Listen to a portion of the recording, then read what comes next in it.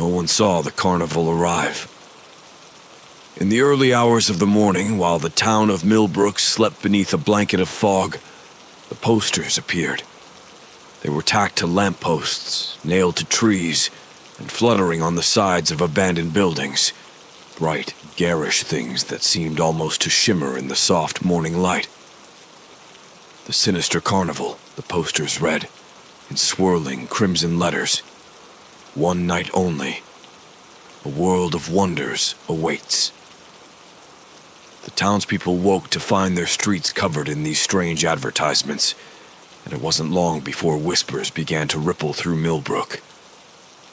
The town had seen its share of traveling shows over the years, faded circuses with worn tents, tired animals, and aging performers, but nothing quite like this. There had been no mention of a carnival in the papers, no rumble of trucks in the night, or tents rising in the fields. And yet, there it was, sprawled just beyond the old railway station, a tangle of striped tents and rickety rides gleaming under the pale autumn sun. Curiosity gnawed at the edges of everyone's mind. The older folks frowned and muttered about strange business arriving unannounced, but the younger ones, especially the children, were drawn to it like moths to a flame. By midday, small crowds had begun to gather at the carnival's entrance, a towering archway flanked by grinning gargoyles with the word "Welcome" carved into the wood in letters that seemed to pulse with a faint red glow. No one knew who built it, or when it had been erected. It hadn't been there the day before. The carnival opened its gates at sundown. Emma Weaver, a local high school teacher, had passed the posters that morning on her way to work. She had felt a shiver run down her spine as she stared at one of them, the letters seeming almost to dance in the breeze. Something about it felt wrong, but she couldn't quite place it. Maybe it was the eyes, hidden within the swirling design, barely noticeable at first, but unmistakable once seen. Dozens of black, beady eyes staring back at her from the poster, following her as she walked. Her students had buzzed all day about the carnival. "Did you see it?" they asked each other excitedly. "It's huge. There's a Ferris wheel and some kind of freak show, too." She had overheard them listing off what they hoped to see. A house of mirrors, a lion tamer, maybe even a clown performance. But by dusk, as Emma stood on her porch, watching as groups of people trickled down the street toward the distant glow of carnival lights, she felt a gnawing sense of unease. Something about the carnival felt off, as though it didn't belong. She couldn't shake the feeling that the carnival hadn't just appeared. It had been waiting. She spotted her neighbor, Mrs. Dunn, an elderly woman with sharp eyes and a grim mouth, standing in her yard, staring at the distant lights. Emma waved, but Mrs. Dunn only shook her head slowly, her lips pressed tight as if she knew something Emma didn't. "What do you think, Mrs. Dunn?" Emma called. "The carnival looks fun, right?" Mrs. Dunn's eyes flicked toward her, dark and troubled. "Stay away from that place, Miss Weaver," she said, her voice hoarse and low. "It's no carnival. Not really." Emma laughed, but it came out hollow, unsure. "What do you mean?" But Mrs. Dunn only turned back toward her house, muttering something about cursed places and strangers with smiling faces. Emma watched her go, her chest tightening. There was something about Mrs. Dunn's tone that made her pulse quicken. It was ridiculous, she thought, just an old woman's ramblings. But as the sky darkened and the carnival's music drifted on the wind, high and sweet, she couldn't shake the feeling that tonight something terrible was coming. And once it arrived, Millbrook would never be the same again. As the sun sank behind the hills, the Sinister Carnival flickered to life. The sound of distant organ music floated through the air, weaving through the streets of Millbrook like a dark invitation, Families, children, and curious townsfolk wandered toward the glow of lights beyond the old railway station, drawn in by the promise of wonder and spectacle. Emma Weaver had resisted at first, but the pull was undeniable. She found herself walking toward the carnival, her footsteps slow, almost reluctant. The crowd thickened as she neared the towering entrance, the gargoyle statue seeming to grin wider under the flickering carnival lights. Emma glanced around, catching sight of familiar faces from town, people she'd seen at the grocery store or in passing at the post office, now eager, laughing and pointing at the massive tents and brightly lit rides. Once inside, she was struck by how large the carnival seemed. From the outside, it had appeared no bigger than the typical fairground, but now it stretched endlessly in every direction. Twisted alleys of tents and booths wound into the distance, some too far away to be seen clearly, as if the carnival were bending reality itself. The Ferris wheel towered high above the grounds, its spokes turning silently against the night sky, but there was something unsettling about it. Emma couldn't quite figure out why. Maybe it was the way the lights flickered, or how the wheel seemed to turn just a little too fast. It cast long, eerie shadows across the grounds, making everything beneath it feel colder. The carnival's attractions were no less bizarre. A massive tent in the center, striped black and crimson, drew crowds with booming announcements of the freak show. Emma winced at the word, but curiosity tugged at her, and she joined a line forming at the entrance. Inside, the air was thick and stale. The stage at the far end of the tent was dimly lit by flickering lanterns, casting long shadows over the wooden floor. A gaunt figure stepped out into the light, tall and spindly, with hollow cheeks and a crooked smile. He wore a top hat that seemed too large for his head, and his eyes gleamed with a strange hunger. "Ladies and gentlemen," the man said, his voice smooth and oily, "welcome to the greatest show you'll ever witness. Tonight, we present wonders that will chill your bones, creatures that will defy your very understanding of nature." The crowd murmured in excitement, but Emma noticed something odd. None of the people around her were moving. Their eyes were fixed on the stage, wide and unblinking, as though they were entranced. The show began with the world's strongest man, but instead of the usual feats of strength, the man on stage seemed unnaturally large, his limbs swollen and misshapen. He hoisted boulders as big as cars above his head with no effort, his muscles bulging grotesquely as he grinned at the silent crowd. Then came the Serpent Woman, a contortionist whose body bent in impossible ways, her spine twisting like a coiled snake. Her movements were too fluid, too unnatural, and her eyes, deep, golden slits, watched the crowd with an unsettling intensity. But it was the final act that made Emma's skin crawl.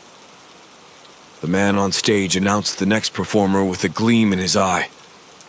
And now, behold, the Mirror Man.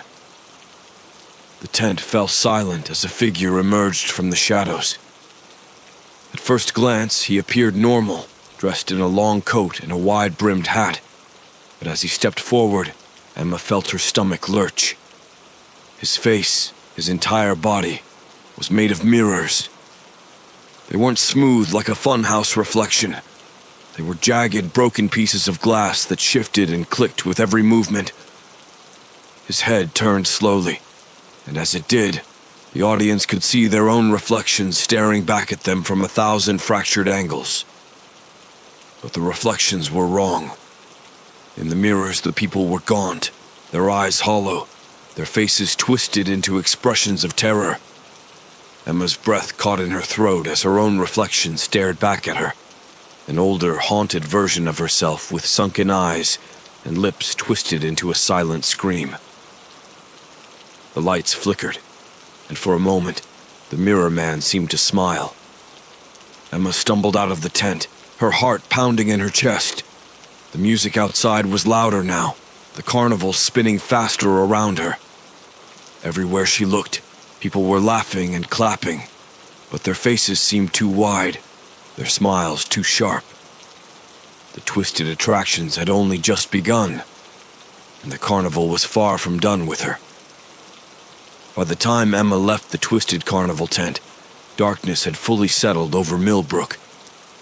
The carnival lights, once charming and warm, now cast long, jittery shadows that seemed to stretch unnaturally across the fairground. The air had changed too. What had once been filled with the light buzz of excitement now felt thick and oppressive, like the world was holding its breath. She hurried through the crowd, hoping to leave, but every turn led her deeper into the carnival.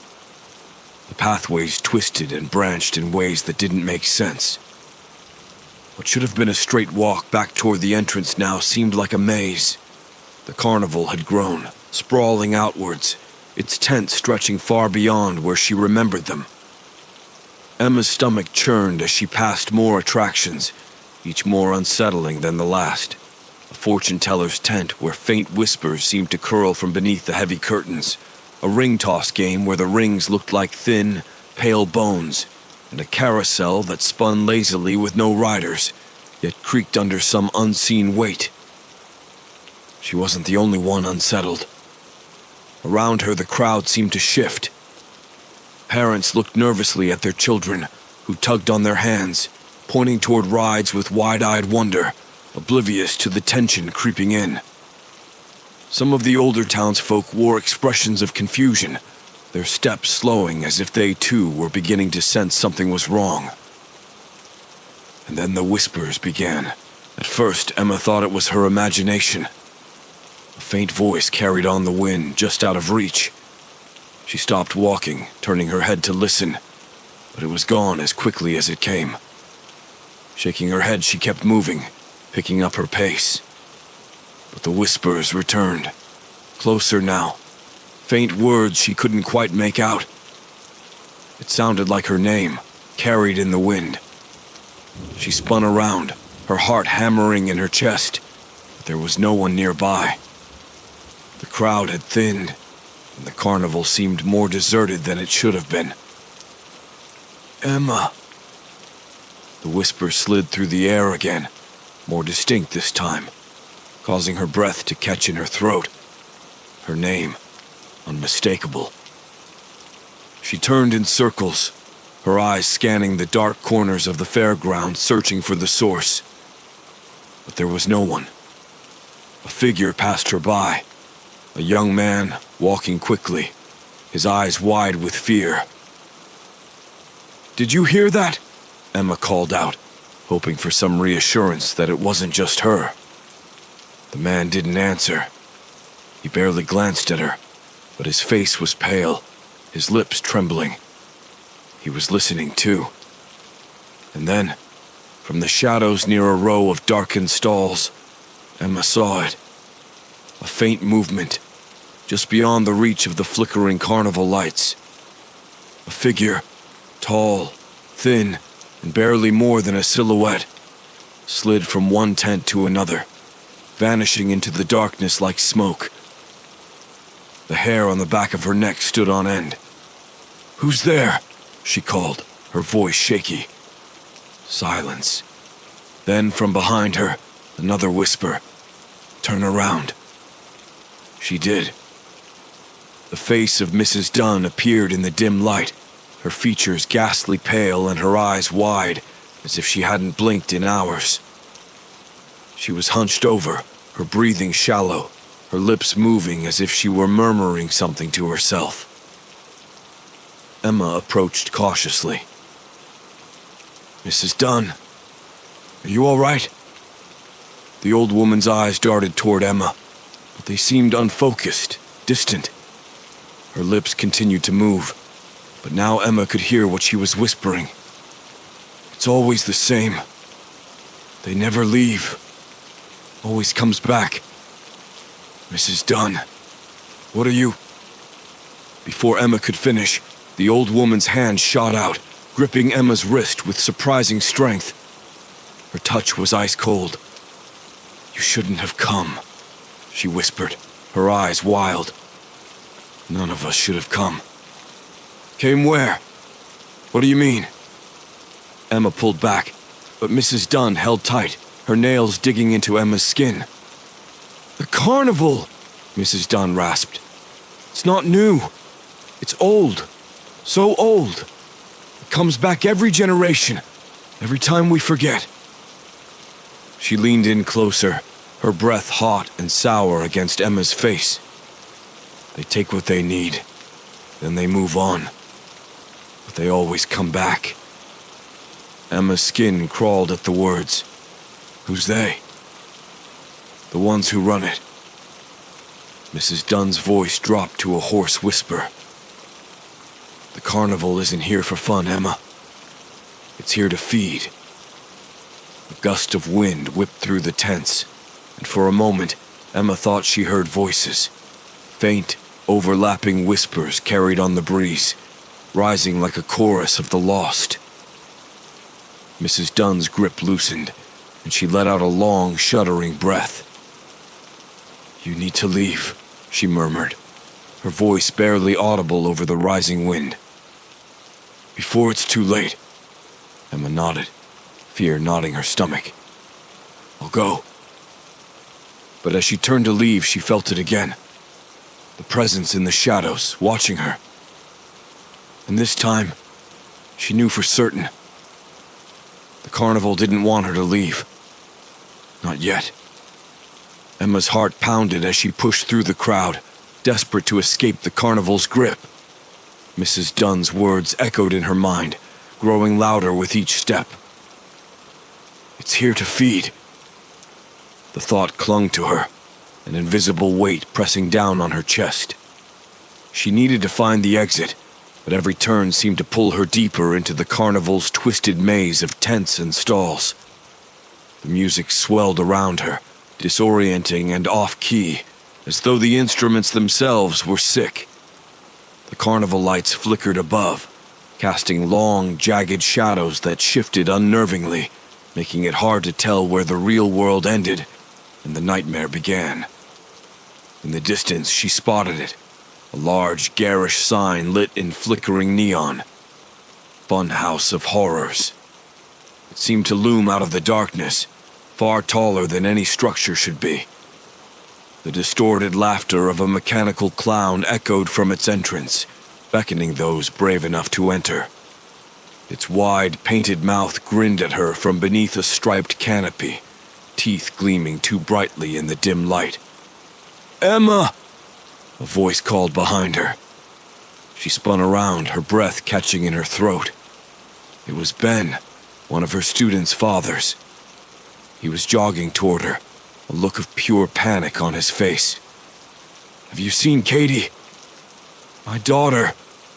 She wandered off. I can't find her anywhere." Emma's stomach dropped.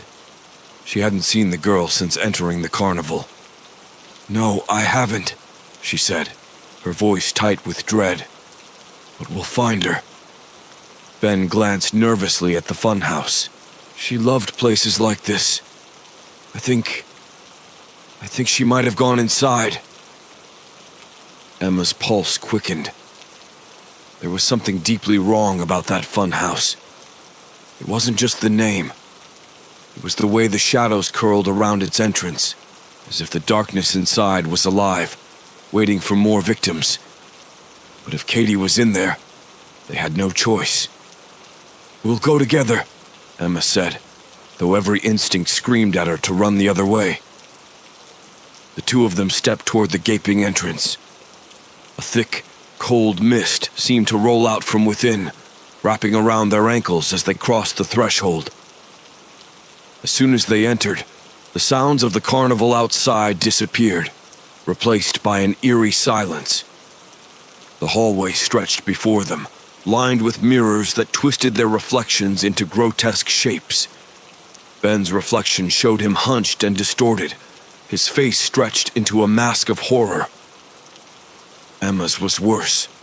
Her face was aged beyond recognition, her eyes hollow, her skin drawn tight over sharp bones.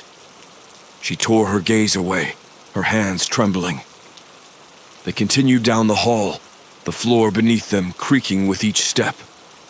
The funhouse seemed impossibly large inside, with corridors that branched off in every direction. The walls closed in around them, the air heavy with a thick, musty odor that made it hard to breathe. "Stay close," Emma whispered, her voice barely audible over the growing thrum of her heartbeat. The deeper they went, the stranger the mirrors became. Some were fogged over while others displayed flickering images that weren't reflections at all. Emma caught glimpses of figures in the glass, shadowy, indistinct forms that moved independently of their own reflections. One mirror showed a young girl standing alone in a darkened hallway, her back turned to them. Emma gasped. "Katie!" Ben shouted, his voice echoing unnaturally in the narrow space. He reached toward the mirror, his hand shaking as it hovered inches from the glass. But the image flickered, and the girl disappeared, leaving only their warped reflection staring back at them. Suddenly, a deep, mechanical laugh echoed through the funhouse, the sound bouncing off the walls like a taunt. The floor shifted beneath their feet, and the hallway began to tilt, sending them stumbling toward the far wall. Emma grabbed hold of a railing, her fingers digging into the cold metal as the ground tilted at an impossible angle. Ben fell to his knees, his eyes wild with panic. "This place isn't real," Emma muttered, trying to ground herself. "It's an illusion." But it felt real. The funhouse seemed to warp around them, twisting their sense of space. The laughter grew louder, morphing into high-pitched giggles, as though something was mocking them from the shadows. Then came the voices, whispered, incoherent at first, but growing louder with each step they took. The mirror seemed to tremble as the voices filled the air, overlapping, disjointed sentences that made no sense. Emma strained to listen. "You can't leave. Always watching. The carnival needs you." Panic gripped her. "We have to get out of here," she whispered, pulling Ben to his feet. But as they turned to leave, the path behind them was gone, replaced by another hallway of mirrors, each one showing a reflection more distorted than the last. Emma's chest tightened. They were trapped, and the funhouse had no intention of letting them go. Emma and Ben staggered out of the funhouse, their breath ragged, eyes wide with disbelief. Behind them, the twisted mirror seemed to shudder in the fog, mocking their escape. But something was different now. The carnival felt more alive, more dangerous, its lights flickering like dying stars, casting everything in a strange, feverish glow. "I need to find Katie," Ben muttered, his voice trembling as his eyes darted across the carnival grounds. The worry etched in his face had deepened into terror, and Emma knew he was barely holding it together. She felt it too, the growing sense that this place wasn't just a carnival. It was a trap, something ancient and hungry, closing in on them. Before Emma could respond, a voice cut through the air like a knife. Well.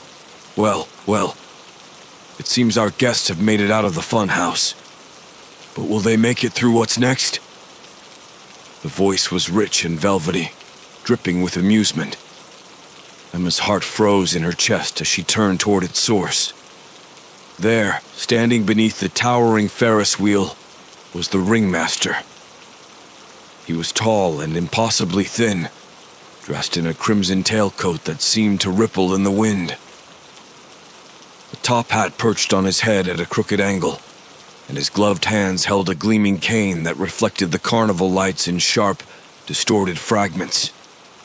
His face was pale, almost ghostly, but it was his eyes that sent a chill down Emma's spine, dark and endless like black holes pulling her in. The crowd parted as he approached, but their faces weren't the same. The townsfolk, once bright and eager, now moved sluggishly, their eyes glazed, as if they were trapped in some horrible waking dream. Emma noticed their smiles were too wide, their expressions strained, as if some invisible force were holding them in place. "You!" Ben shouted, stepping forward with fists clenched. "What have you done with my daughter?" The ringmaster tilted his head, his grin widening, showing far too many teeth. Ah, the brave father searching for his lost little girl. How touching. But you see, she's not lost. Not anymore. Ben's face went pale. "Where is she?" The ringmaster's smile never wavered. He tapped his cane against the ground, and the sound echoed unnaturally loud through the carnival. "She's playing the game now, just like everyone else." Emma's blood ran cold. "What game?" The ringmaster's eyes gleamed. "The only game that matters in my carnival. Survival." With a flourish, he gestured to the Ferris wheel behind him. Its lights flickered erratically, casting twisted shadows across the fairground. Emma noticed that the seats on the Ferris wheel weren't empty. Figures slumped in the gondolas, motionless, their faces hidden in shadow. The wheel turned slowly, the creaking of its machinery barely audible over the pounding in her ears. "You see, every guest of the Sinister Carnival must play," the ringmaster continued, his voice taking on a mocking sing-song tone. "Some choose to stay and enjoy our delights, while others—" He paused, tapping his chin theatrically. "Try to leave." He stepped closer, the black pits of his eyes boring into Emma's. "But leaving isn't as simple as walking out the gates. No, you must win." Ben's voice shook with barely contained rage. "What do you want from us?" The ringmaster smiled a smile that made Emma's skin crawl. "Why? To play my game, of course. If you want to see your precious little girl again, you'll have to play along." Before either of them could react, the ringmaster raised his cane and slammed it into the ground. The carnival seemed to groan in response. The lights around them flickered, and the ground beneath their feet trembled as if the earth itself were protesting. "You have until midnight," he said, his voice now deadly serious. "Survive until then, and you may leave with your lives. Fail, and..." He grinned, his teeth gleaming. "You'll join the carnival. Forever." A clock somewhere in the distance chimed the hour. Emma's breath caught in her throat. It was almost 11. "Time's ticking," the ringmaster said, tipping his hat with a mocking bow. "Good luck." And then he was gone. Vanished, as if he had never been there at all. The crowd around them remained frozen, their blank faces staring straight ahead, mouths twisted in eerie, joyless grins. Ben was the first to break the silence, his voice hoarse. "We need to find Katie." Emma nodded, her mind racing. "But how? Where do we start?" The Ferris wheel loomed overhead, its slow, creaking turn the only sound in the night. Emma's eyes were drawn to the shadowy figures in the gondolas, her stomach twisting with dread. "Maybe she's up there," Ben whispered, his voice thick with fear. "We have to check." Emma swallowed hard, knowing they had no choice. The ringmaster had set the rules, and now they were playing his game.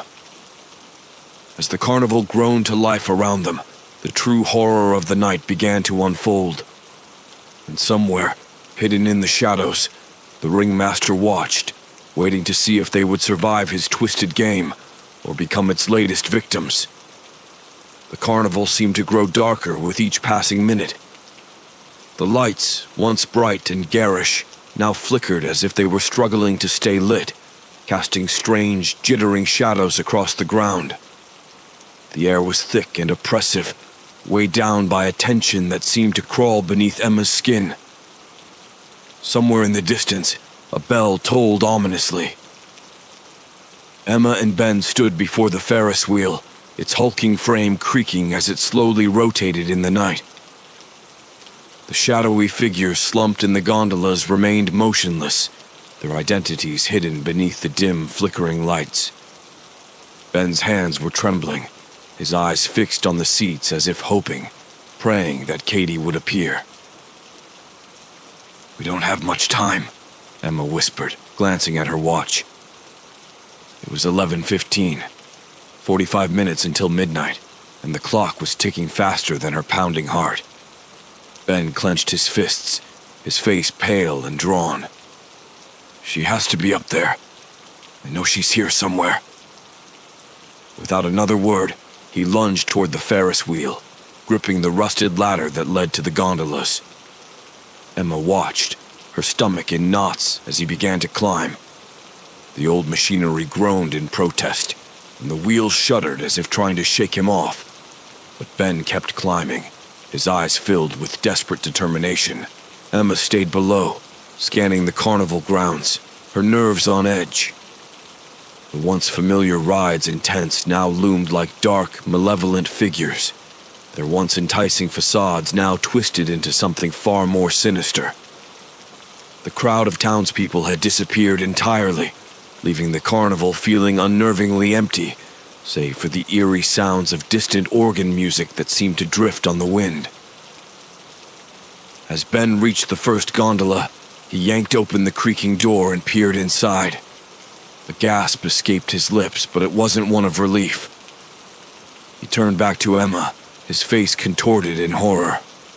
They're not alive." Emma's stomach churned. "What do you mean?" Ben reached into the gondola and pulled out a limp figure. A mannequin, its glassy eyes staring blankly ahead. Its body was slumped unnaturally, its plastic hands frozen in an eternal gesture of helplessness. The sight sent a chill through Emma's veins. "They're all like this," Ben said, his voice barely above a whisper. "Just dolls. Empty." Emma's mind raced. The carnival was playing with them, leading them deeper into its twisted web. She had thought Katie might be one of the passengers, but now it was clear the Ferris wheel was nothing but another sick illusion, just like everything else in this place. "We need to leave," Emma said, her voice urgent. "The ringmaster said we have until midnight. If we can't find Katie by then..." "We're not leaving without her," Ben growled, his eyes wild. "She's here. I know she is." Before Emma could respond, a strange sound filled the air, a slow, rhythmic clapping. It echoed through the empty carnival grounds, growing louder, closer, until finally, the source revealed itself. The ringmaster. He stood at the edge of the Ferris wheel, his crimson coat flaring in the wind, a grin stretched across his pale face. "Well, well, well," he purred, his voice oozing with amusement. "It seems our brave contestants are running out of time. How tragic." Ben's face contorted in fury. "Where is she? Where's my daughter?" The ringmaster's grin widened, but his eyes were cold. "Why, she's playing the game, just like the rest of you." He twirled his cane in a lazy circle. "You still have a chance to find her, if you're quick enough." Emma's heart raced. The ringmaster's game wasn't about fun or entertainment. It was about torment. He wasn't going to let them go, not without forcing them through his twisted maze of horrors. They had to outthink him, escape before the clock struck midnight. Her mind raced. The Ferris wheel was a dead end, a distraction to keep them wasting precious time. There had to be another way, another clue hidden in the carnival's twisted design. She thought back to the funhouse, the distorted mirrors, the whispers in the night. Everything in this place was designed to confuse, to deceive. But somewhere, hidden beneath the illusions, was the truth. "We're looking in the wrong place," Emma said, her voice rising with urgency.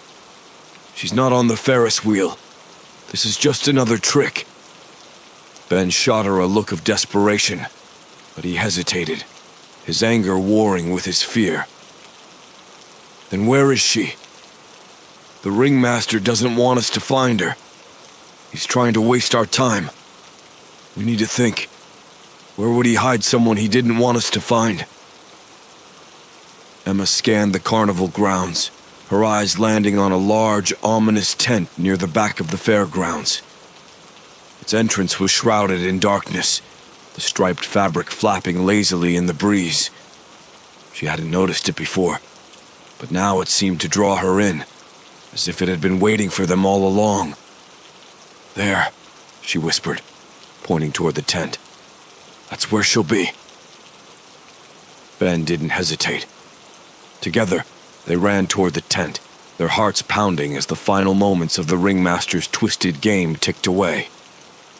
The bell tolled again, louder now, and the air seemed to grow colder with every step.